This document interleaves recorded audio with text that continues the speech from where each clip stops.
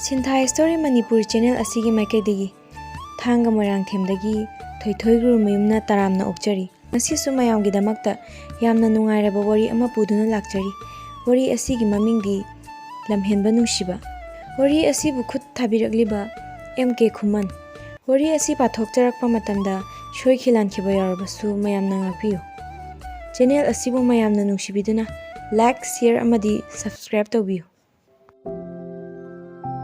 School Satra Loinamak Bell Takibadu Taraduna Magi class ta Jangnaraki Gate Security Gate Lona Bakana Hotnari Kangode Gari Macha Bike Ama Kangtok Tokzilakiba Matau Adu Ubada Gate Security du Sauna Hairi Hai Napa Thorai Masakana None Ai Lady Si Udro Thomagi Hybroiga Seloina Pari Kaino Uncle Ai Laktri Kangdro Gate Kalon Silidubo Aduda isu nang hongnaba hekta paisilakpanida security to aina ne masigi angangse oiramlani se khanglabani nang amaibo sifam nafamda leiko pari ni khanglido yam phai hayeng khaidi ai laktrinkai ketlo lamganu ko uncle security hai taning de chango hogji pungse school matam helabani pari gari yadabagi thengbasi bu ainaro gari ahanno khangdi Change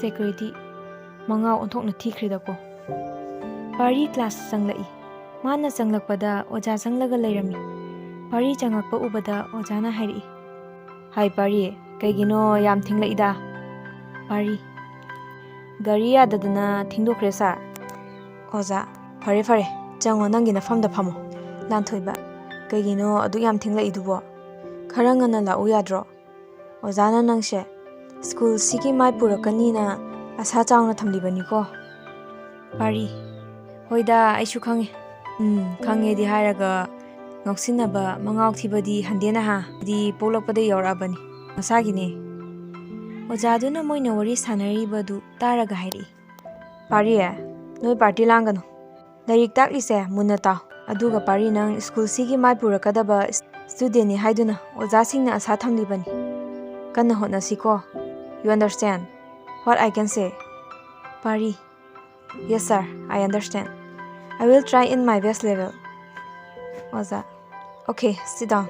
Pari mangao khara thizei Marin khaba ningkiba hongandaba mini Mina lakchaba yadaba midani Masi school sigi satra satri natana Oza singduna su loina khangi Lairik haibadasu oza singna masak muna khangi Pari gi mapa keso Indian Army ni aduki matik sathi mina lakchaba yade Pari gi machin manau nupa ngakta anini Pari na atombani mathakta mayamba risi leiri mayamba risi di ing tapna gyan tai Pari na atombo oibagi mama mapana kena yokpaga mangauk thibaga da mangondagi henbinaba leiramde School gi break matamni Pari tanthoiba amadi mangalsu School gi berenda da leptuna leiri tanja aduda Thoithoi Eli amadi Princessu lai Pari hoi lepa adu ubada Elina hari Nupia adagi hero ahumse yengmune mangau khara thijarasu yam smart oidro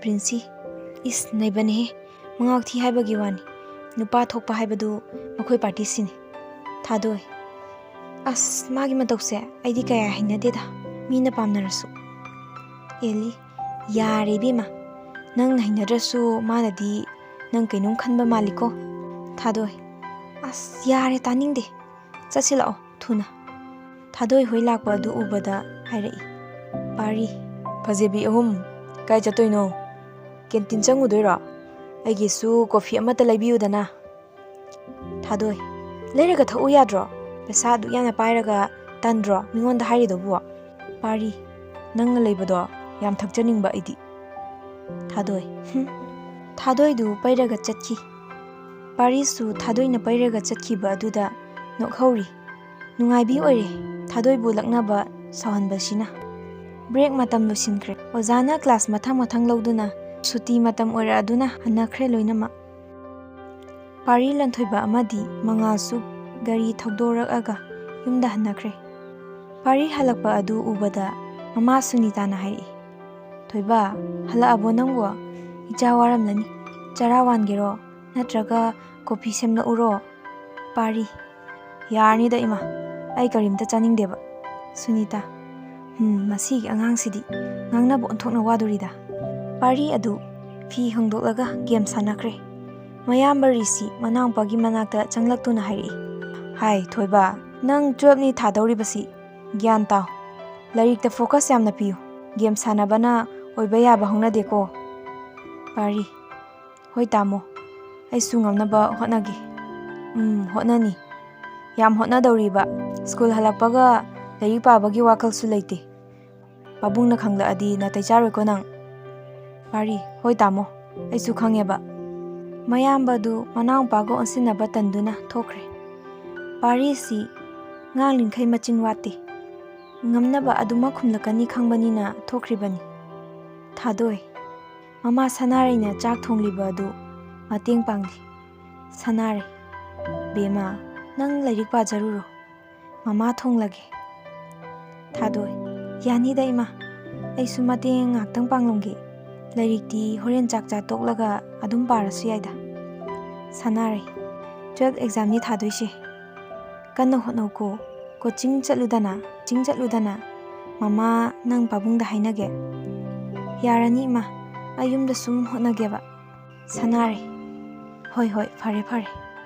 Chatlo. Noi pabungdo kaururo. Chak chanaba taurasi. Thadoi. Hoi ima. Chak ising chanaba loiraduna. Parisu game sanari. Adagi tumninge haramlaga tumthakre. Ayuk anganbani. Sunita nganta hogatuna mapuraiba amadi macha singi thaba amadi school chatpa nangnaba iru maithajaraga cha ising lusinaba hotnaje. Sunita. Achauba, Thoiba, hogatlone thenge. Nangi na thau tawgadaba singdo sasa tawno. Pari tapna hogalaga. Washroom changduna iruzaba loiraga. Mafi marol loisinba hokre. Cha ising chaba loisilaga Pari magi bike tu thawdoktuna tholai. School yorokpada mangda chatliba nupi ahum adu kauri. Oi, nupi ahum adu tunglomda phat yenglai. Hari. Eli. Pari nang oira. Aidi kana no khalure. Pari. Is noi shaiga malura braba ise. Eli. Nateda. Saiga laiteda. Pari. Sia. Taja khidreda idea. Ali. Asyang bagine. Laiti. Pari hoigumba nupa thokpa amata thiribane. Pari. Sia.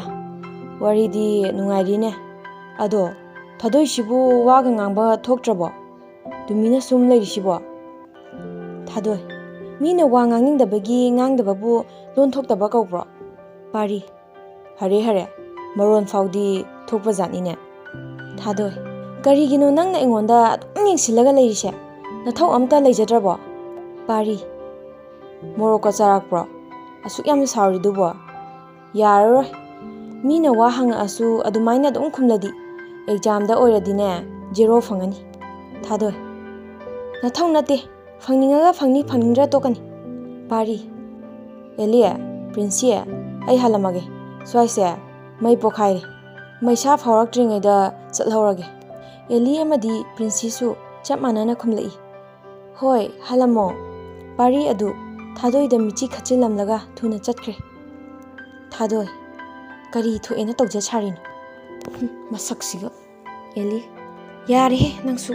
Mi Pari masak asu yam phajai sidi. Thadoi. Phajaraga nane nakhoi ani hek lairo. Prince. Laigebu Mada pamli sidi akhoi ani natene kamdau seba. Thadoi. Lehora noibani wathi yongang. Makhoi ahumsu class changaktuna phami. Pari adu makhoi ahum changlapa ubada tamna hari. Oibiyu. Nangna aigi imagi mamau. Lanthoiba. Kanadano nangna haridubo. Lairi sidi nupi yamida. Pari. Sakhen minuja ama yauri adudanida. Lanthoiba. Oh, bab tare. Pari du Thadoi hoi mapada haifet chatlaga sanari. Machindasu isai ama sakli. Nuja thoibi, nungsi thoibi, nangdi aige thawaini. Manga, bhai, ꯃꯁꯥꯗ ꯐꯣꯡꯗꯣꯛꯂꯁꯤ ꯆꯥꯛꯑꯒ ꯂꯩꯗꯣꯏ ꯁꯔꯨ ꯀꯨꯝꯍꯩ ꯅꯨꯡꯉꯥꯏꯍꯟꯁꯤꯗꯅ ꯑꯗꯨꯒꯤ ꯃꯇꯝꯁꯨ ꯂꯥꯛꯈꯤꯅꯤ ꯉꯥꯏꯕꯗ ꯀꯜꯂꯨꯗ ꯇꯥꯟꯖꯥ ꯑꯗꯨꯗ first ꯄꯦꯔꯦꯗꯀꯤ ꯆꯪꯒꯗꯕ ꯑꯣꯖꯥ ꯑꯗꯨ ꯆꯪꯂꯛꯏ ꯁ꯭ꯇꯨꯗꯦꯟ ꯂꯣꯏꯅ ꯍꯧꯒꯠꯇꯨꯅ ꯆꯪꯂꯛꯂꯤꯕ ꯑꯣꯖꯥ ꯑꯗꯨꯗ ꯊꯧꯒꯜꯂꯣꯟ ꯎꯠꯂꯤ ꯑꯣꯖꯥ okay all of you sit down ꯄꯥꯔꯤ ꯅꯪꯅ ꯅꯁꯥꯒꯤ ꯕꯦꯟꯁꯇ ꯂꯩꯇꯅ ꯁ꯭ꯋꯥꯏꯗ ꯊꯣꯛꯂꯛꯑꯒ ꯁꯥꯟꯅꯩꯗꯨꯅ ꯀꯔꯤꯒꯤꯅꯣ ꯄꯥꯔꯤ ꯁꯥꯔ ꯏꯃꯥꯒꯤ ꯃꯃꯧ ꯌꯦꯡꯂꯝꯕ ꯀꯔꯤ ꯍꯥꯏꯕ ꯄꯥꯔꯤ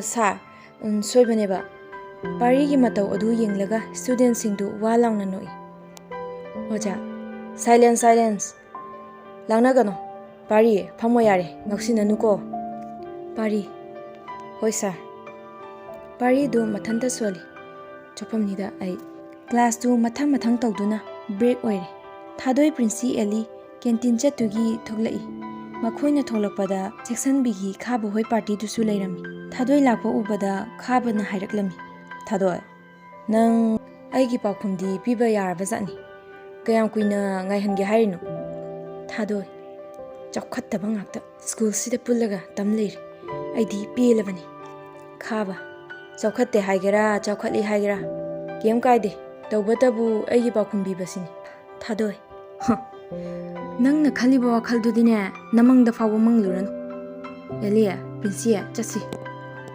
ꯈꯥꯕ ꯉꯥꯏꯈꯣ ꯌꯥꯝ ꯐꯥꯎꯈꯤꯕꯩ ꯋꯥꯅꯤꯅꯦ ꯅꯪꯁꯦ ꯅꯨꯄꯤꯅꯤ ꯀꯥꯎꯔꯕ꯭ꯔꯣ ꯊꯥꯗꯣꯏ ꯑꯩ ꯅꯨꯄꯤꯅꯤ ꯀꯩꯗꯧꯁꯦꯕ ꯑꯩ ꯍꯥꯠꯀꯦ ꯍꯥꯏꯔꯣ ꯈꯥꯕ ꯑꯩꯅ ꯅꯪ ꯐꯥꯔꯒ ꯂꯧꯔꯕꯗꯤ ꯀꯝꯗꯧꯕ ꯊꯥꯗꯣꯏꯗꯨ ꯁꯥꯎꯅ ꯈꯥꯕꯒꯤ ꯃꯃꯥꯏꯗ ꯈꯨꯄꯥꯛꯅ ꯊꯥꯔꯝꯃꯤ ꯍꯥꯏꯔꯛꯏ ꯆꯥꯎꯈꯠꯇꯕ ꯃꯄꯥꯟ ꯊꯣꯛꯂꯛꯀꯅꯨ ꯃꯁꯦ ꯁ꯭ꯀꯨꯜꯅꯤ ꯅꯃꯥ ꯅꯄꯥꯅ ꯋꯥꯔꯛꯇꯕꯗꯣ ꯁ꯭ꯋꯥꯏꯁꯤꯗ ꯎꯠꯐꯝ ꯅꯠꯇꯦ ꯄ꯭ꯔꯤꯟꯁꯤ ꯑꯁ ꯊꯥꯗꯣꯏ ꯆꯠꯁꯤ ꯂꯥꯛꯑꯣ ꯈꯥꯕ ꯁ꯭ꯀꯨꯜ ꯇꯝꯃꯤꯟꯅꯕꯅꯤ ꯈꯔꯗꯤ ꯈꯟꯊꯅꯕ ꯐꯕꯅꯤ ꯑꯦꯂꯤ ꯆꯠꯁꯤ ꯂꯥꯛꯑꯣ ꯃꯈꯣꯏ ꯑꯍꯨꯝꯗꯨ ꯆꯠꯅꯕ ꯈꯥꯕꯗꯒꯤ ꯊꯩꯗꯣꯔꯛꯏ ꯑꯗꯨꯕꯨ ꯈꯥꯕꯅ ꯊꯥꯗꯣꯏꯒꯤ ꯈꯨꯗꯥꯡ ꯑꯗꯨ ꯐꯥꯔꯒ ꯍꯥꯏꯔꯛꯏ ꯅꯪꯅ ꯀꯩꯗꯧꯗꯣꯏꯕ ꯍꯥ ꯁꯤ ꯍꯥꯏꯗꯨꯅ ꯈꯥꯕ ꯀꯟꯅ ꯅꯣꯛꯏ ꯇꯨꯡꯂꯣꯝꯗꯒꯤ ꯅꯨꯄꯥ ꯑꯃꯅ ꯀꯟꯅ ꯂꯥꯎꯔꯛꯏ ꯑꯣꯏ ꯀꯩꯅꯣ ꯇꯧꯔꯤꯗꯨꯕꯣ